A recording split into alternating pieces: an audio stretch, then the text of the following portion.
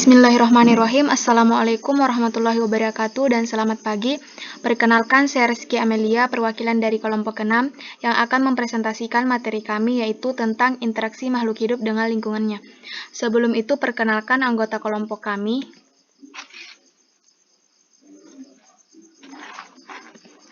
Nah, materi pembuka yaitu kita harus mengetahui latar belakang dari makhluk hidup dan lingkungan.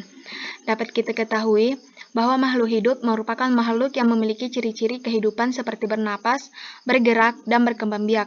Dapat kita ketahui bahwa setiap makhluk hidup tidak dapat hidup sendiri tanpa ketergantungan dari makhluk lainnya.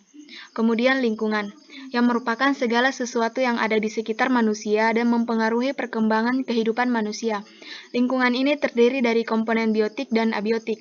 Nah, untuk mengetahui komponen ini, kami akan membahas di materi berikutnya. Kita memasuki organisasi kehidupan makhluk hidup dengan lingkungannya. Yang pertama itu individu, yang merupakan organisme gabungan dari sistem-sistem organ yang bekerja sama membentuk kehidupan. Misalnya itu seorang manusia, seekor anjing, seekor kucing, dan lain-lain. Kemudian populasi, yaitu sekumpulan individu sejenis yang menempati suatu daerah tertentu. Misalnya itu populasi harimau berjumlah 30 ekor, populasi badak berjumlah 100 ekor, dan lain-lain. Kemudian komunitas, yaitu seluruh makhluk hidup yang hidup di suatu daerah tertentu. Contoh komunitas sawah terdiri dari padi, tikus, ular, dan elang. Kemudian kita lihat pada gambar, ini merupakan komunitas kolam yang terdiri dari teratai, ikan, katak, dan lain-lain. Kemudian ekosistem, yaitu sekumpulan makhluk hidup dengan benda mati dalam satu kesatuan tempat hidup yang mempunyai hubungan timbal balik. Contohnya itu ekosistem hutan ataupun ekosistem laut. Kemudian bioma, yaitu sekumpulan atau sekelompok hewan dan tumbuhan yang tinggal di suatu lokasi geografi tertentu. Maksudnya ialah terletak pada daerah yang luas, terdiri dari flora maupun fauna yang khas. Kemudian biosfer, yaitu bagian bumi yang mendukung kehidupan dan seluruh hal yang mencangkup makhluk hidup dan lingkungannya, serta interaksi-interaksi antara faktor abiotik dengan biotik. Kemudian, hubungan atau interaksi makhluk hidup dengan lingkungan. Nah, kita di sini melihat ada pola interaksi. Dapat diketahui bahwa setiap makhluk hidup akan melakukan interaksi dengan makhluk hidup lain, itu dilakukan untuk memenuhi kebutuhannya.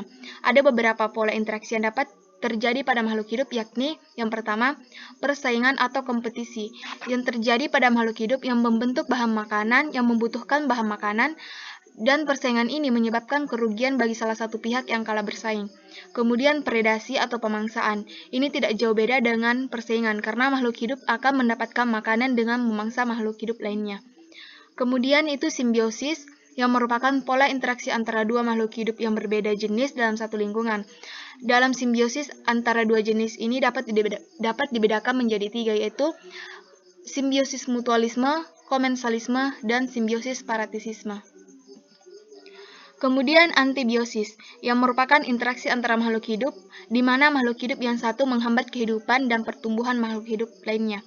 Kemudian kita memasuki pada netral. Nah, netral yang dimaksud adalah hubungan antara dua makhluk hidup atau lebih yang berinteraksi tetapi tidak mengganggu atau tidak ada persaingan antara makhluk hidup lainnya dan juga dalam hal mangsa-memangsa dalam satu interaksi. Misalnya itu gajah dengan jerapah. Kemudian kita memasuki pada komponen biotik, yaitu pada materi pertama, yaitu seluruh makhluk hidup yang ada pada ekosistem. Komponen biotik dalam suatu ekosistem dapat dibedakan menjadi beberapa macam tergantung dari mendapatkan makanannya. Yang pertama itu produsen atau organisme autotrof. Dia memiliki dua syarat. Yang pertama itu sebagai produsen ialah bisa melakukan fotosintesis. Kemudian syarat kedua ialah sebagai organisme autotrof adalah memiliki klorofil atau zat hijau daun. Kemudian yang kedua yaitu konsumen atau organisme heterotrof. Nah, dia memiliki tiga bagian yaitu herbivora, karnivora, omnivora. Dapat kita baca pada penjelasannya. Kemudian yang terakhir itu pengurai atau organisme dekomposer, yang merupakan tubuh renik yang bertugas mengurai jasad organisme. Saat organisme mati, pengurai mengurai untuk dijadikan mineral dan unsur hara. Contohnya itu bakteri, cacing tanah, jamur, dan lain-lain. Kemudian komponen abiotik. Abiotik ini adalah istilah yang biasa digunakan untuk menyebut sesuatu yang tidak hidup. Yang termasuk itu komponen abiotik adalah udara, air, cahaya, matahari, dan lain-lain. Komponen ini merupakan komponen penentuan makhluk hidup mana yang dapat bertahan hidup pada suatu ekosistem. Kemudian kita memasuki pada jenis rantai makanan. Ini terbagi menjadi 4 bagian yang saya tampilkan. Yang pertama itu rantai makanan perumput atau dalam bahasa Inggrisnya grazing food chain. Nah, yaitu rantai makanan ini sering kita temui dalam kehidupan kita. Rantai makanan ini produsen atau tingkat profit pertamanya adalah tumbuh-tumbuhan. Misalnya itu rantai makanan yang terjadi di sawah. Kemudian rantai makanan detritus. Dapat kita ketahui terlebih dahulu detritus adalah fragmen atau hancuran dari organisme hewan dan tumbuhan yang mati, dan sisa organisme seperti ini adalah kotoran hewan, daun, ranting, gugur yang diuraikan oleh pengurai. Jadi rantai makanan ini tidak mulai dari tumbuhan, tetapi dimulai dari detritus. Misalnya itu hancuran daun ke cacing tanah, ke ayam, kemudian manusia.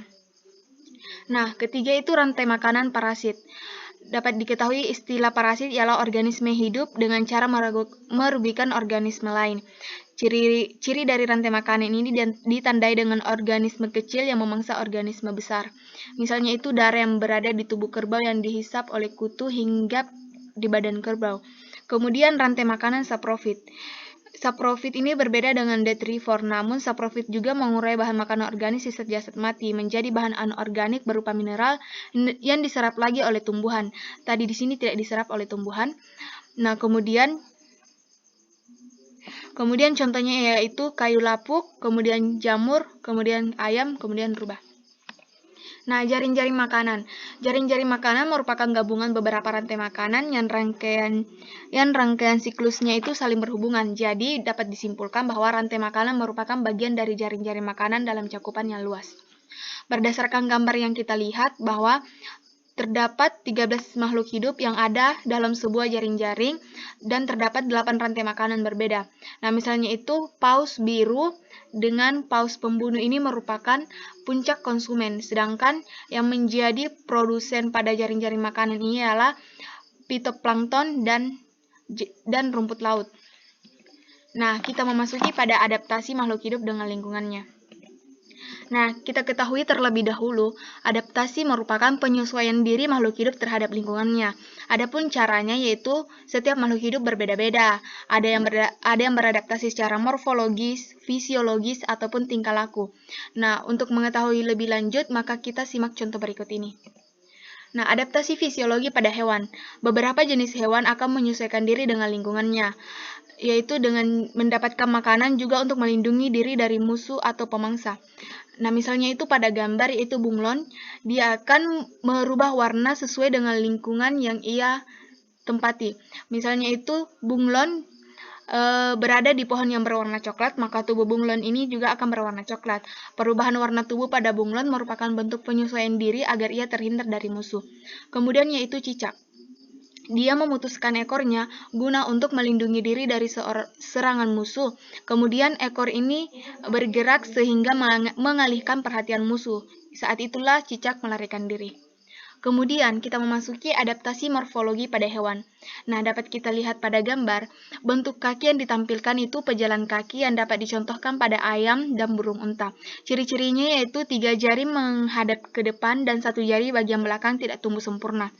Kemudian bentuk kaki perenang yang dapat dicontohkan pada itik dan angsa dengan ciri jari kakinya itu berselaput. Kemudian pemangsa. Pemangsa ini dapat dicontohkan pada burung elang dan raja wali dengan jari kaki pendek namun kukunya itu melengkung tajam dan cakar kuat untuk mencengkram. Kemudian bentuk kaki pemanjat, yaitu dengan ciri-ciri jari terdiri atas 4 dengan 2 jari berada di depan dan 2 jari berada di belakang. Dapat dicontohkan pada burung pelatuk. Nah, kemudian yang terakhir yaitu bentuk kaki petengger yang dapat dicontohkan pada kutilang dan kenari. Jari kakinya itu panjang dan telapak kakinya datar untuk bertengger di ranting-ranting pohon atau hinggap di ranting pohon. Karena banyak makhluk hidup yang menyesuaikan diri terhadap lingkungannya dengan cara bentuk tubuhnya. Kemudian, penyesuaian bentuk tubuh ini bertujuan untuk memperoleh makanan maupun untuk melindungi diri dari musuhnya. Kemudian, kita memasuki adaptasi morfologi pada tumbuhan. Berdasarkan tempat hidupnya, tumbuhan dibedakan menjadi sebagai berikut. Xerofit, yaitu tumbuhan yang menyesuaikan diri dengan lingkungan yang kering. Salah satu contohnya itu kaktus. Kemudian, hidrofit, yaitu tumbuhan yang menyesuaikan diri dengan lingkungan berair, salah satunya itu teratai. Nah, cara adaptasi xerofit ini ialah dia mempunyai daun yang berukuran kecil dan batang yang dilapisi lilin yang tebal, serta berakar panjang sehingga berjangkauan sangat luas. Kemudian, cara adaptasi hidrofit ialah berdaun lebar tipis, batang yang berongga yang memungkinkan teratai dapat bernapas walaupun akar dan batangnya berada dalam air. Kemudian kita memasuki adaptasi fisiologi pada tumbuhan. Tumbuhan yang penyerbukannya dibantu oleh serangga mempunyai bunga yang berbau khas. Tumbuhan tertentu menghasilkan zat khusus yang dapat menghambat pertumbuhan tumbuhan lainnya dan melindungi diri dari herbivor. Misalnya itu semak azela di Jepang menghasilkan bahan kimia beracun sehingga rusa tidak memakan daunnya. Nah, kita memasuki pada adaptasi manusia, yaitu adaptasi morfologi pada manusia. Saya di sini hanya memberikan beberapa contoh. Yang pertama itu kulit. Orang yang hidup di daerah panas akan terpapar sinar matahari, sehingga cenderung menghitam. Ini bertujuan untuk menghalau radiasi sinar ultraviolet. Kemudian gigi. Gigi memiliki fungsi masing-masing. Yang pertama, gigi seri digunakan untuk merobek, gigi taring untuk mengerat atau mengoyak, dan kemudian gigi girahan digunakan untuk menghaluskan. Nah, adaptasi fisiologi pada manusia ini sesuai dengan lingkungannya, yaitu yang pertama, jumlah sel darah merah orang yang tinggal di pegunungan lebih banyak jika dibandingkan dengan orang yang tinggal di pantai atau daratan. Dan yang ketiga, kita langsung saja, pada saat udara dingin, orang cenderung lebih banyak mengeluarkan urin. Ini beberapa contoh sesuai dengan lingkungan yang dihadapi oleh manusia sesuai dengan fisiologinya. Kemudian kita memasuki dampak negatif dan positif makhluk hidup dengan lingkungan. Dapat kita lihat pada gambar, jika kita memiliki banyak pohon, maka ini akan menghasilkan dampak positif yang sangat berpengaruh pada kehidupan makhluk hidup lainnya. Yang pertama itu mengurangi polusi, suhu tinggi akibat pemanasan global bisa ditekan, mencegah bencana longsor, menambah kadar oksigen bumi, dan masih banyak lagi dampak positif yang dapat kita berikan. Kemudian, dampak negatif.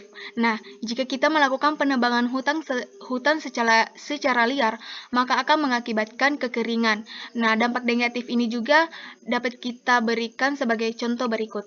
Yang pertama itu memperburuk tingkat polusi udara, menambah probabilitas kematian akibat polusi, mutu kesehatan manusia memburuk, satwa langka kian terancam dan punah, serta beberapa contoh lainnya.